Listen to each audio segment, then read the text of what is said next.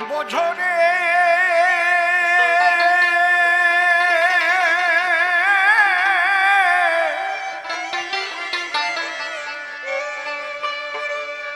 বছরে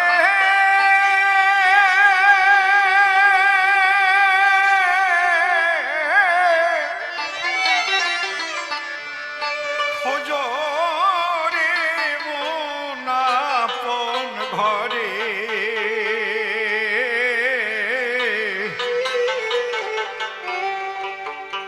মানুষ কন্দনা রে মন মানুষ কন্দনা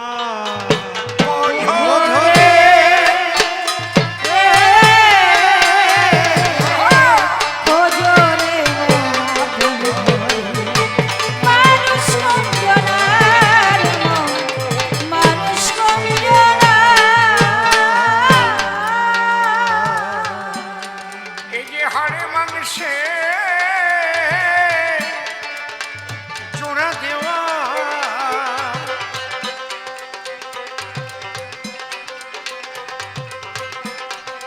এই যে হাড়ে মাংসে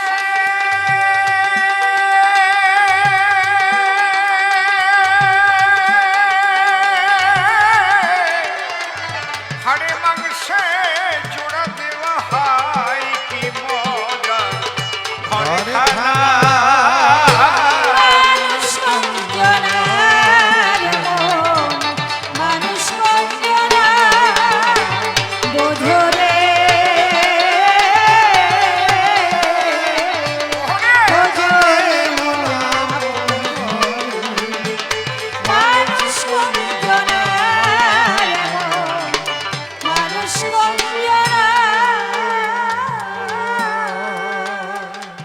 বসে শোনেন নারী নর, আমাদের এই দেহের ভিতর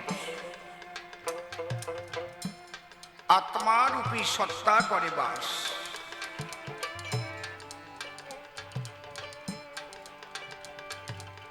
এই পবিত্র আত্মা অমৃত সত্তা, তার স্বরূপই আমার প্রকাশ। মনের কথা খুলে কই, দেহ কিন্তু আমি নই। দেহটা হচ্ছে আমি থাকার একটা ঘর বা একটা খাঁচা, যেটা বলে অনেকে আদর করে তোতা টিয়া খাঁচার ভিতরে করে লালন পালন। ওই যদি পাখি মারা যায়, খাঁচার কি আর মূল্য রয়? খাঁচা ফেলে দেয় ভাগাড়ে। নারদ, তোমার কাছে বলে রাখি, দেহের মধ্যে আত্মা রূপে আছে সেই পাখি, যে আত্মা অবিনশ্বর, অমর, অজর। নৈনং সিন্নন্তি শস্ত্রাণি নৈনং দহতে পাবক নচৈনং ক্লেদয়ং তাপন শোষন্তি মারুত। যাকে অস্ত্র দিয়ে কাটা যায় না, নৈনং সিন্নন্তি শস্ত্রাণি, যাকে আগুন দিয়ে পোড়ানো যায় না, নৈনং দহতে পাবক। বাচ্চা বাচ্চা তিনটাকে থামান। কার বাচ্চা? এগুলো একদম চলবে না এখানে, একদম না। আজকে যে আলোচনা এসব চলবে না। ওদের তুলে দেন, ওই উপরে পাঠিয়ে দেন।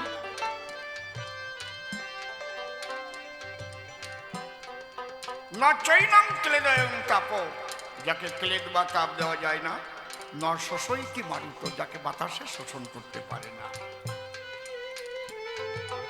অমৃতস্য পুত্রা আয়ধামানি দিব্যানি তস্তি। আমরা প্রত্যেকটা জীব, আমাদের যে সূক্ষ্ম সত্তা, সেটা হচ্ছে আমি সেই আত্মা। এই জন্য আমরা কি বলি, আমার মাথাটা ভীষণ ব্যথা করছে। তাহলে মাথা যদি আমার হয়, আমি তো আর মাথা নয়। জানো, আমার এই মাইক্রোফোনটা ভীষণ ভালো, তাই মাইক্রোফোনটা ভালো। মাইক্রোফোনটা তো আমি না, আমার মাইক্রোফোন। তাই তাহলে আমার চোখ, আমার নখ, আমার হাত, আমার দাঁত, আমার উরু, আমার ভুরু, আমার পাকস্থলী, এই যে আমার বলি, তাহলে এই দেহটাই আমার, কিন্তু দেহ আমি নই। এ ব্রহ্মার বেটা, এই দেহের মধ্যে আমি কিটা, এইটাকে যে চিনতে পারে, জন্ম মৃত্যুর ভয় থাকে না তার ভিতরে। সে বুঝতে পারে যে দেহ ধরে, দেহ ছাড়ে, দেহ পুরাতন হলে পরে তখন এই দেহ ছেড়ে আবার গিয়ে একটা নূতন দেহ ধরে নূতন ভাবে এই জগতে জন্ম নিয়ে রসাস্বাদন করে। এই যে তুমি বললে শোকের কথা দাঁড়াইয়ে সবার হেতা, এ তো মায়াবদ্ধ জীবের ভাব। মায়াবদ্ধ জীব যারা, শোক সন্তপ্ত হয় তারা। এই জন্যে লাগে গুরু ধরা। সৎ গুরুর দ্বারা সাধন প্রাপ্ত হয়ে যদি সাধনার দ্বারায় আত্মদর্শন প্রাপ্ত হয়, তারে আর ধরে না মায়ায়। সে জানে যে কেউ মরে না। ও যে আয়ু নিয়ে এসেছে, এই দেহে থাকার যে কটা দিন তা হয়ে গেছে, এই জন্যে দেহ ছেড়ে আর একটা দেহের দিকে গমন করেছে। মূলত কয়েকদিনের পরিচয়। কেউ মাতা, কেউ পিতা, কেউ ভগ্নী, কেউ ভ্রাতা, স্বামী স্ত্রী হয়ে আমরা থাকি সর্বদাই। কিন্তু অন্তরে দেখেন ভেবে, যার যখন যাবার সময় হবে, দেহ ছেড়ে চলে যাবে, দেহ আগুনে পুড়ায় হরি হরি হরি বল বলে দেবে বিদায়।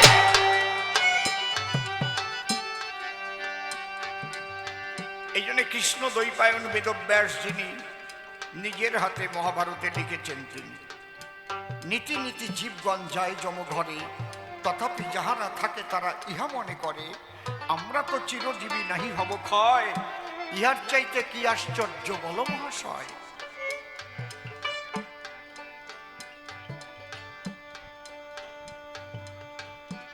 প্রভুপাদ নিগমানন্দ গোস্বামী, এই রিসাউন্ড হচ্ছে কেন? প্রভুপাদ নিগমানন্দ গোস্বামী, তার কথা যদি বলি আমি,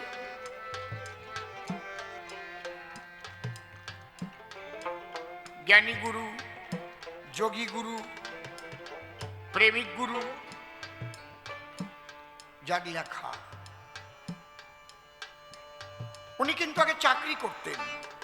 ওনার স্ত্রী মরে যাওয়ার পরে বিবেক জাগ্রত হলো ওনার ভিতরে। উনি ভাবলেন যে স্ত্রীকে নকেজ আঁচড় দেওয়া যেত না শরীরে, আজকে দেখলাম তার দেহটা পুড়ে হয়ে গেছে ছাই। তাহলে কে ভিতরে ছিল আর কেই বা চলে গেল? যে চলে গেলে আর দেহের কোনো মূল্য নাই, আমি তাকে খুঁজব।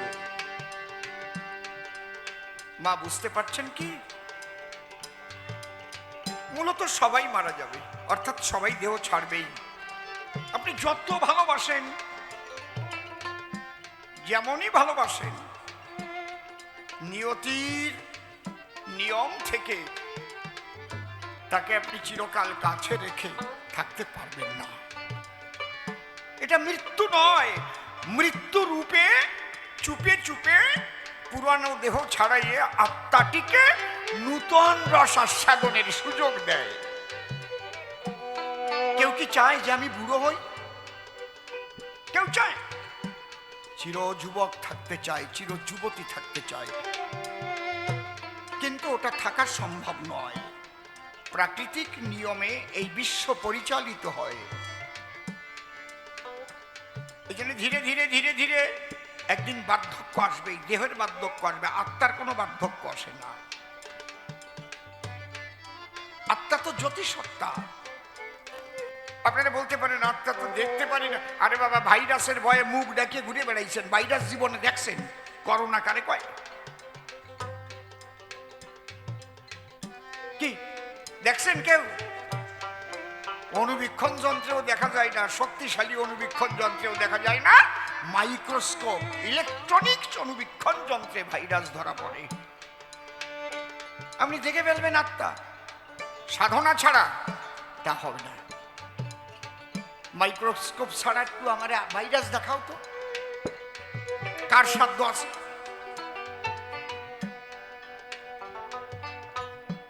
তাহলে সাধনা করার প্রয়োজন, আত্মতত্ত্ব বোধ হোক জাগরণ। এই জন্য প্রশ্ন করেছিল ভক্ত সনাতন, কে আমি, কেন আমায়, যারে তাপত্রয়, ইহা না জানিলে জীবের কইসে হিত হয়। তাই তত্ত্ব কবি শ্রদ্ধেয় অমূল্য রতন সরকার লিখলে, বোঝো রে খোঁজো রে মন আপন ঘরে, মানুষ কন্দনা রে মন, মানুষ কন্দনা। বোঝো রে হরি বল রে,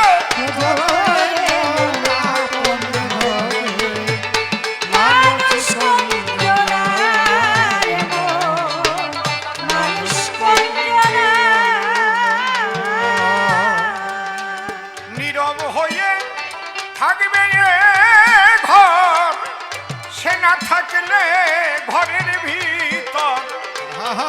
আরেকটু ভাই, একদিনও তার খবর করিলি না, একটা জায়গা রাখো, দাঁড়ায় না।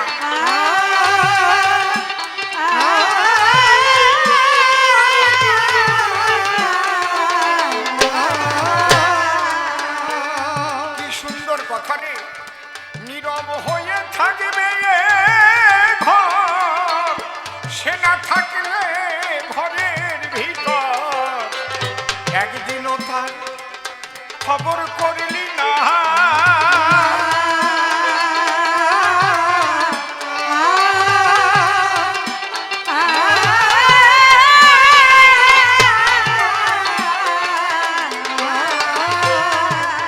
সে চলে ফেরে যখন তখন, সে চলে ফেরে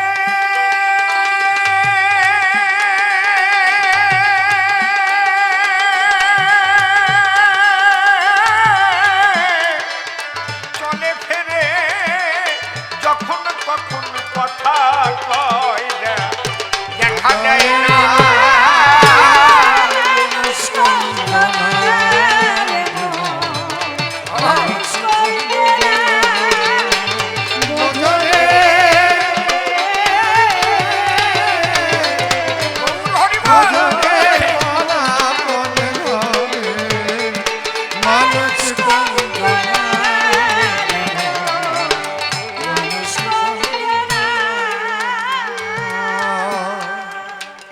বাঁচা মরার কারণ ছাড়ি, ষড়রিপু বারণ করি, সেই মানুষ রতন যতন করো মনা।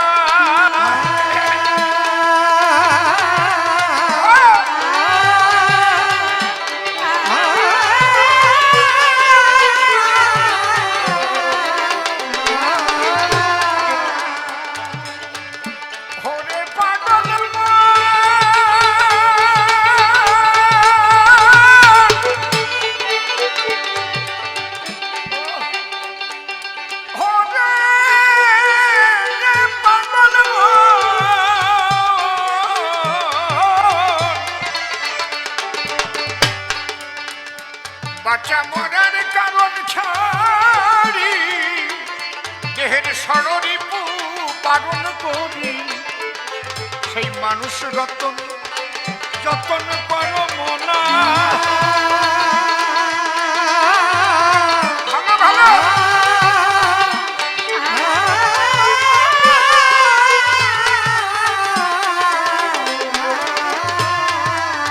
সে কোন ধামে বসত করে,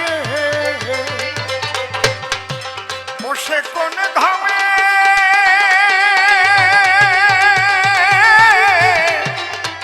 আরেকটু বলুন, কোন ধামে বসত করে, দয়াল গুরুর কৃপায় যায় যারা। বড় বক্স আরেকটু বলুন,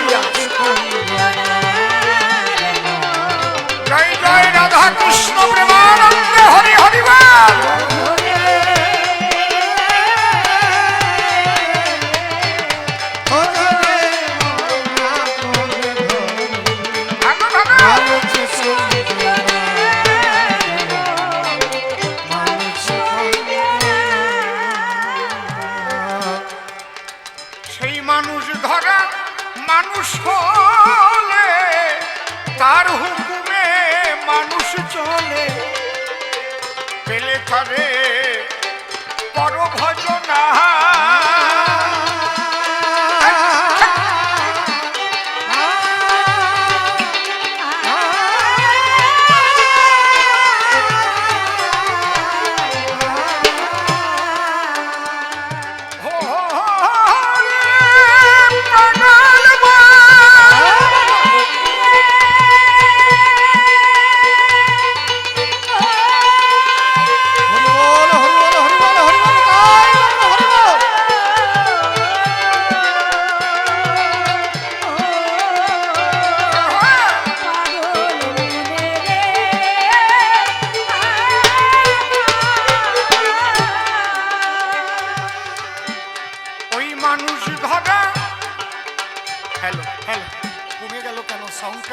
হ্যালো হ্যালো হ্যালো হ্যালো, কি সুন্দর খুলছিল তুমি। হ্যালো হ্যালো, মাঝখানে একটু বাড়াইলে না, তারপরে কমাইছো, ওই সময় কমে গেছে বেশি। হ্যালো, ওই জায়গাটাই তো গন্ডগোল করে ফেলেছো না। হ্যালো, হ্যাঁ হ্যালো, সেই জায়গায় নাও। Hello hello hello, fine tuning হয়েছিল, ওই যে বাড়াই দিয়ে যে কমাইছো ওই সময় টিভি পড়ছি পড়ে গেছে। হ্যালো হ্যালো হ্যালো দাও। Hello hello hello hello hello hello hello hello, master কমেছো কি? হ্যালো, জয় রাধে জয় রাধে, রিভাইভটা। হ্যালো, হ্যাঁ ওইটাই তো। ওরে পাগল মা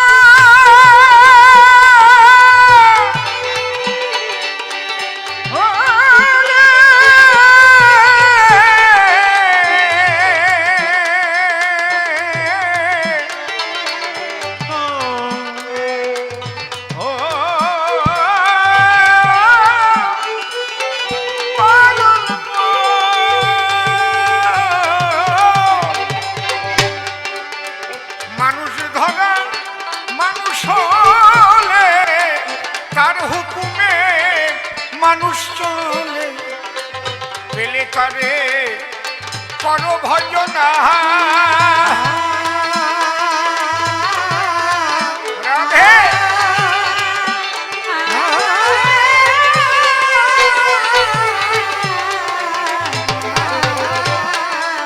গোসাই অমূল্য শুধু পরে কে বুঝায়, গোসাই অমূল্য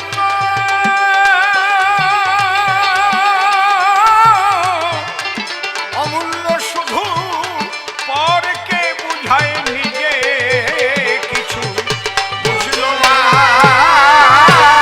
মানুষ। গন্ধ নিতাই গৌর হরিবল, শ্রী গুরু নিতাই গৌর হরিবল। বোঝরে মোরা কোন ঘরে মানুষ গন্ধ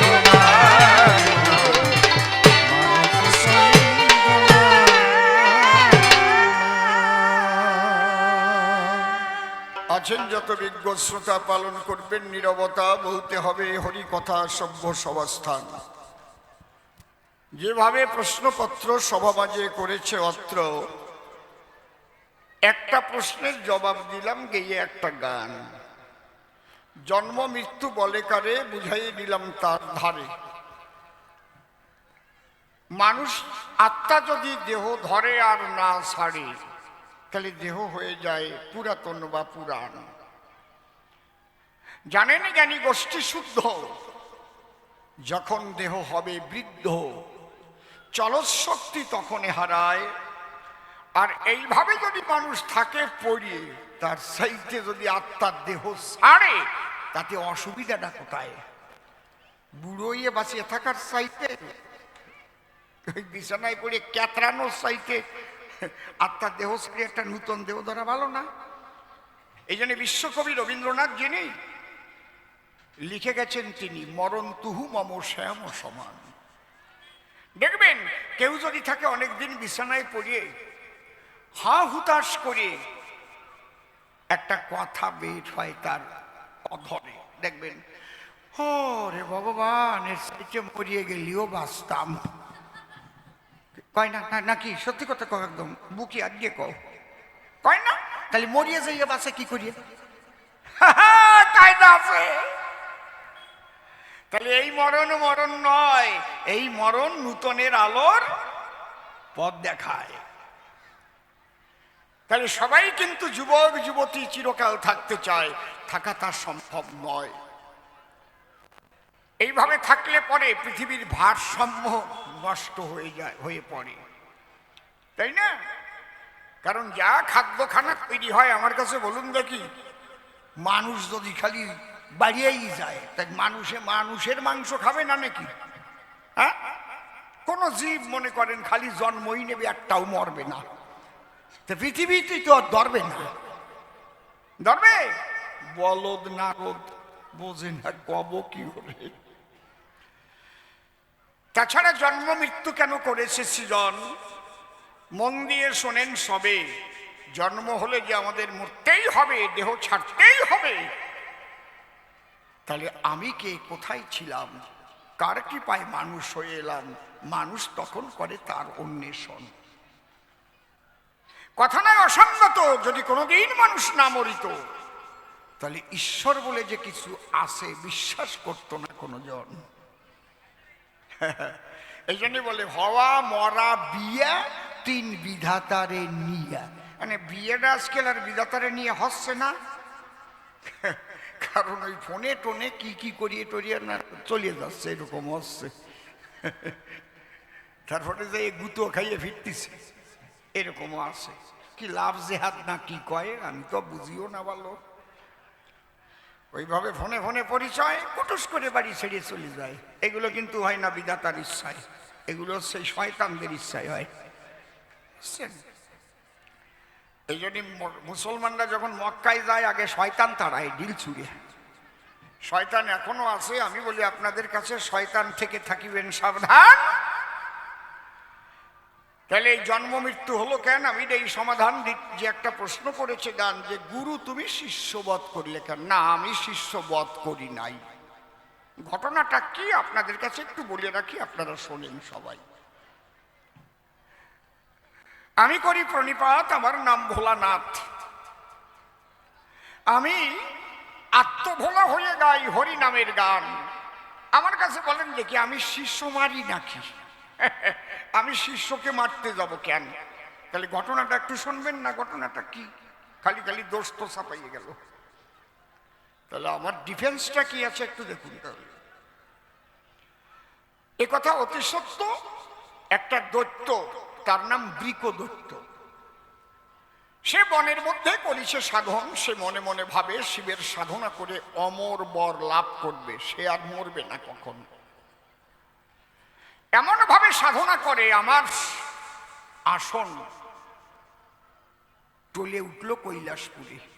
আমি আসন ছেড়ে সিংহা ডম্বুর ত্রিশূল ধরে ভক্তের কাছে দিলাম দর্শন। গিয়ে বললাম তার পাশ, এই বৃক তুই কি চাস? বলে কে তুমি? বলে তুই যার করছিস সাধন, দেখিস না জটা জুটা ধরি, আমি শিব ত্রিপুরারি। তোর সাধনায় সন্তুষ্ট হয়েছে আমার মন,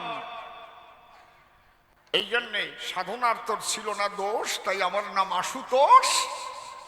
সন্তুষ্ট হয়ে দিলাম দর্শন। বৃকদত্ত ডেকে কয়ে, প্রণামিয়া আমার পায়ে এলে তুমি মৃত্যুঞ্জয়, আমার একটা বিশেষ আকিঞ্চন। হে দিগম্বর, আমাকে দাও একটি বর। কি? আমার যেন কোনোদিন আর না হয় মরণ। আমি বললাম এই বর দেওয়া যাবে না কখন, কারণ এই জগতে যে জন্ম লবে তার মৃত্যু হবেই হবে। জন্মিলে মরিতে হবে, কে কোথা অমর রবে।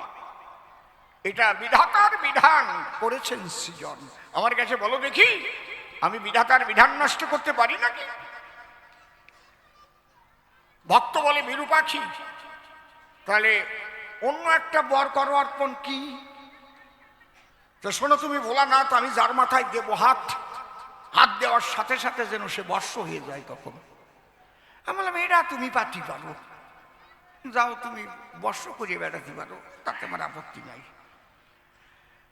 বরটা কি বুঝতে পারছেন? কি বৃকদত্ত যার মাথায় হাত দেবে, দেওয়ার সঙ্গে সঙ্গে ওই লোকটার মাথা ভস্ম হয়ে যাবে, তারপরে লোকটা মারা যাবে।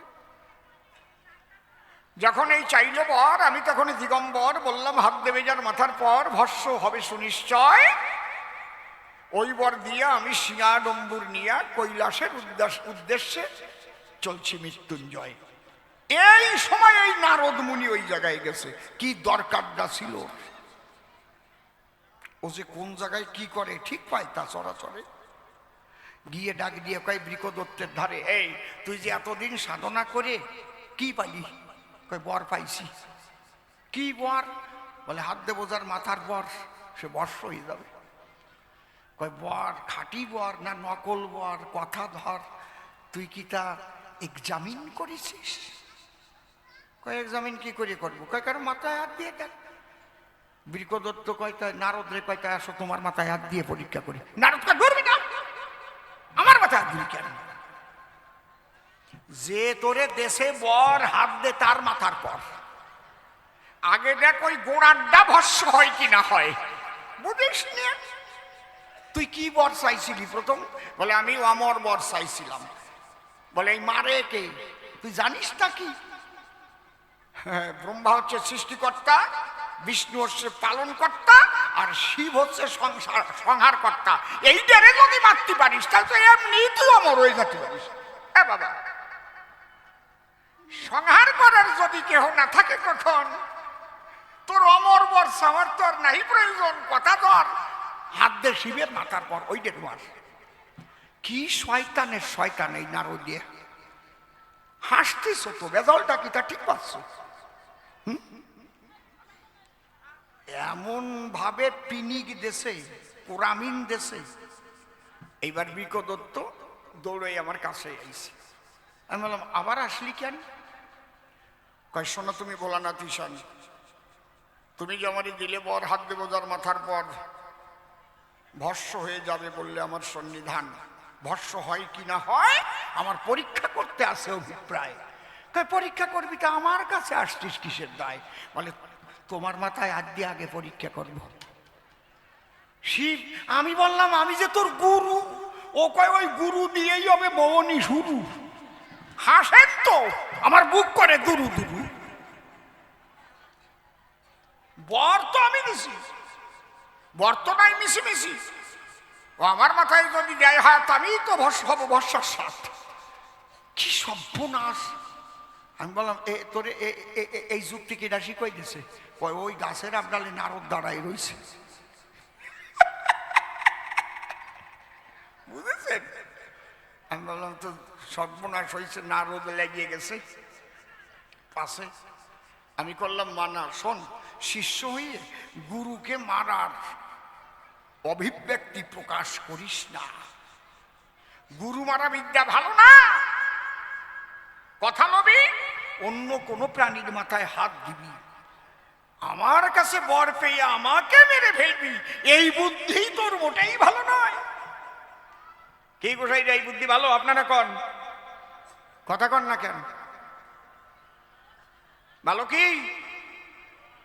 হ্যাঁ, কায়দা আছে। বৃকদত্ত ডেকে বলে আমার কাছে অত ভালো কথা শোনার আমার মোটেই সময় নাই। শোনো তুমি দিগম্বর হাত দেবো তোমার মাথার পর, দেখি মরো কিনা ভোলানাথ গোসাই। আমি দেখলাম ও ছাড়বে না, কারণ ওর পিছনে নারদ লাগিয়েছে। নারদ যার পিছনে একবার লাগে রে, তার ভিটে দিয়ে ঘুঘু চড়ে। বুঝলি কি ব্যাপারটা কি?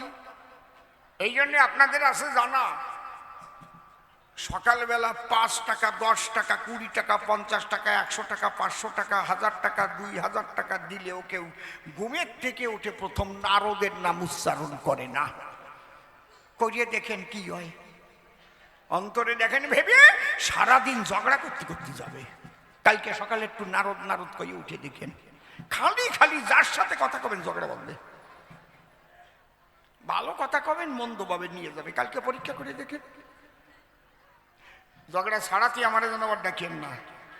ঝগড়া কোন পর্যন্ত যাবে তা কিন্তু আমি বলতে পারবো না। কায়দা আছে, কারণ এই ঝগড়া ছোটতে তারপরে কেন পাটাপাটির মধ্যে চলে যায়, লাঠালাঠির মধ্যে চলে যায়, কাটাকাটির মধ্যে চলে যায়। ওর মধ্যে আমি নাই না। খবরদার তোমরা নারদ কইয়ে কেউ গম ভাঙিয়ে না। তোমাকে পায়ে ধরছে, কেউ চেক করতে যাইয়ে না, এই মারাত্মক খারাপ জিনিস। আমি চিন্তা করি মনে তখন পাগলা পঞ্চাননে, এখন আমি কোথায় যাই? আমি তখন ত্রিপুরারি, ওখান থেকে দৌড় মারি, কিন্তু ও যাচ্ছে না আমাকে ছাড়ি। বলে ভোলানাথ গোড়াই মনে আমার আছে ভাবো, তোমার মাথায় হাত দেবো, ছাড়া ছাড়ি নাই। আমিও দৌড়াচ্ছে, ও দৌড়াচ্ছে। অবস্থাটা কি একটু ভেবে দেখেন পাশে। আমি গেলাম কৈলাসে কালীর কাছে। কালী, কালী, হ্যাঁ কি ব্যাপার? কালী কালী কালী বলে ডাকো ঘন ঘন, ঘনে ঘন। কি হয়েছে বলো তুমি? পাগলা পঞ্চানন, বাঁচাও। কি হয়েছে? ওই যে বৃকদত্ত এসেছে, অকস্মাৎ হাত দেবে, আমার মাথায় দেবে হাত। ও আমাকে হাত দিয়ে ভস্ম করতে চায়। কালী বলে এই শক্তিও পেল কোন জায়গায়? আমি বললাম কালীর কাছাকাছি, আমি তো বর দিছি, হাত দেবে যার মাথায় সে হবে ভস্মময়। কালী কয় এই কাজ করতে গেছো কেন? এই কেউ করে? আমি বললাম কালীর ধারে, কালী তুমি খান্ডা খান বের করে অন্তত যাইয়ে পচাং করি ওই ডেরে কাটো, ওদের বাসায় রাখা যায় না। কালী কয় আমি ওই ঝামেলার মধ্যে যাবো কেন? তুমি বর দিতে দিতে কতটুকু লম্বা দেছো তা আমি জানি নাকি? আমার খড়গ দিয়ে নাগাল পাওয়ার আগে বলি তোমার পুরো ভাগে ও যদি হাত বাওয়াই আমার মাথায় হাত দিয়ে বসে, আমি তো বর্ষ অবানে শেষে। ওই ভেজালের মধ্যে যাওয়ার আমার ইচ্ছা নাই। আমি বললাম দিগম্বর কালী, আমি তো দিয়ে বসেছি বর, এখন আমার বাঁচার উপায় কি বলো? আমার গোচর। কয় শোনো, তুমি আমাকে ফেলে বল হরি বল হরি বলে শ্মশানে মশানে ঘোরো নিরন্তর, আমার হেন মনে লয় বিপদ কালে গুরুর শরণ নিলে গুরুই তাকে রক্ষা করিবে নিশ্চয়। তুমি কথা লবে, যার নাম গুণ গাও তার কাছে ছুটে যাও, দেখো কোথায় শ্রীকৃষ্ণকে সবে। এই জন্যে সতী নারী যদি থাকে ঘরে শুভ বুদ্ধি দেয় স্বামীরে, আর অসতী হলে পরে তারা ভাবে ওরা যেন তাড়াতাড়ি মরে।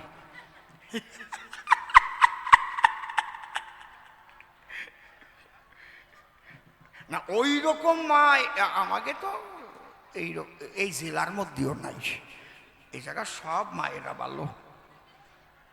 হাসিয়া পড়ে অসতী যদি থাকে কারো ঘরে, আর যদি একটু পরকীয়া আরম্ভ করে, পরকীয়া যদি একটু গাঢ়তা প্রাপ্ত হয়, মনে মনে ভাবে সবসময় শালা মরে না কেন, মরলি ভালো হতো, রাস্তাটা পরিষ্কার হয়ে যেত।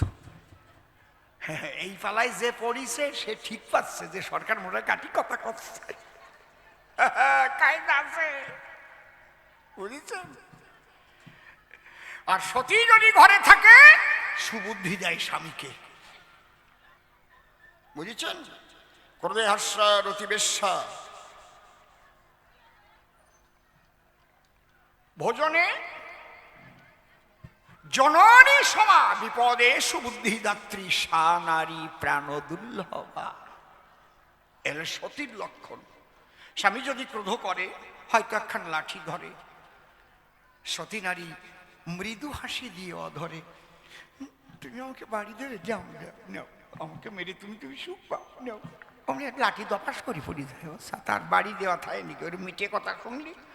আর অসতী যদি হয়, স্বামী যদি লাঠি ধরে, ও রান্না করে যে বটি বাড়ি করে চলি আই মিনছে, তোর আজকে একদিন আর আমার আজকে একদিন, কি বাবা চলি আয়।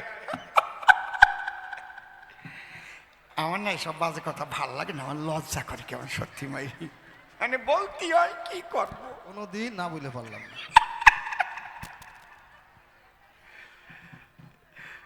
সেই কথা আমি বলি।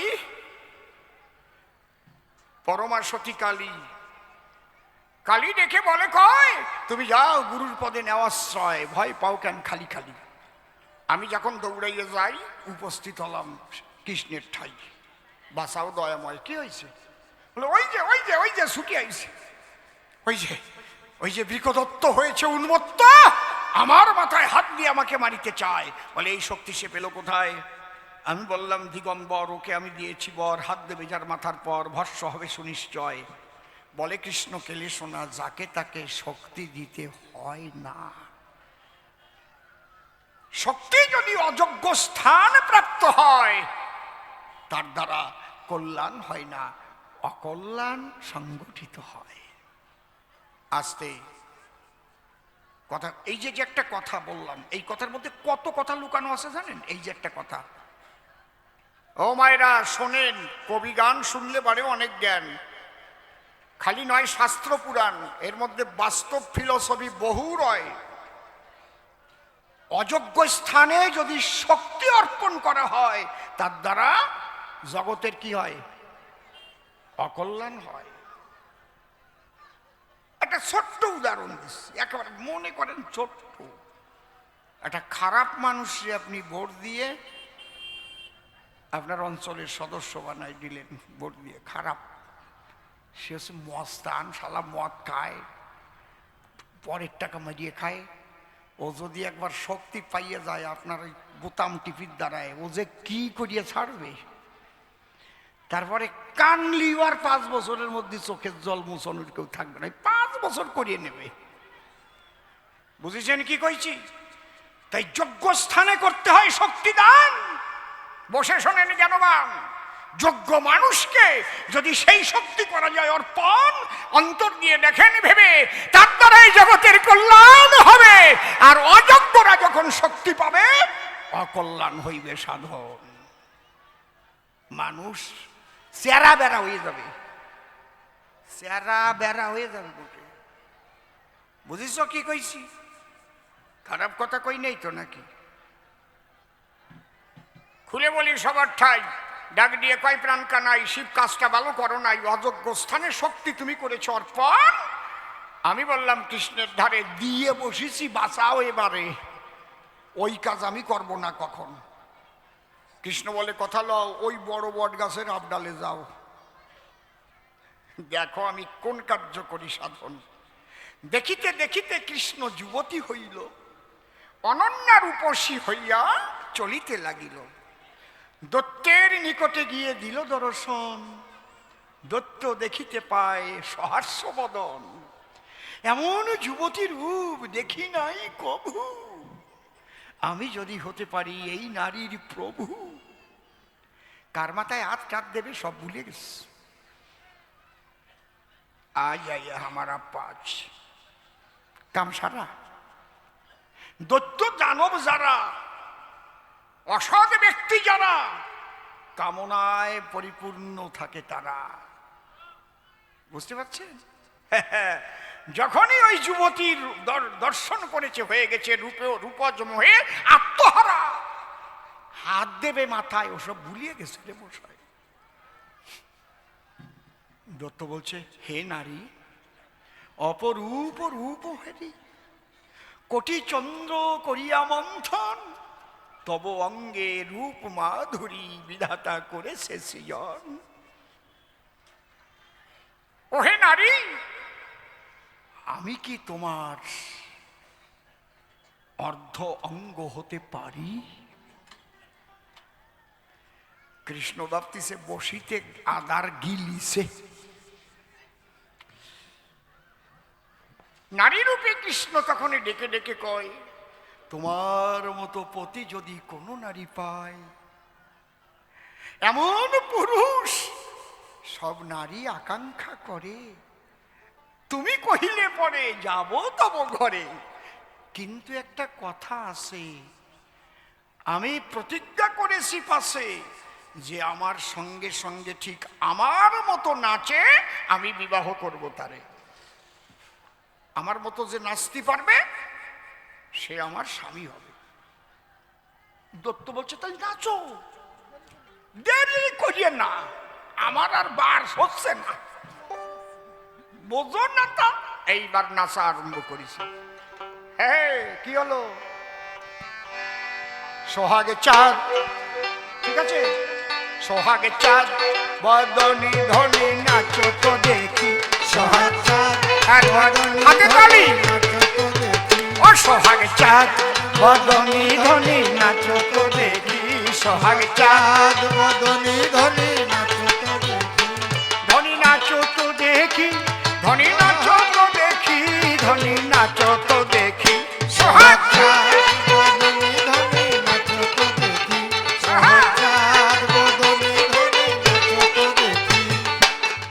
আগে বিষয়টা বুঝতে হবে।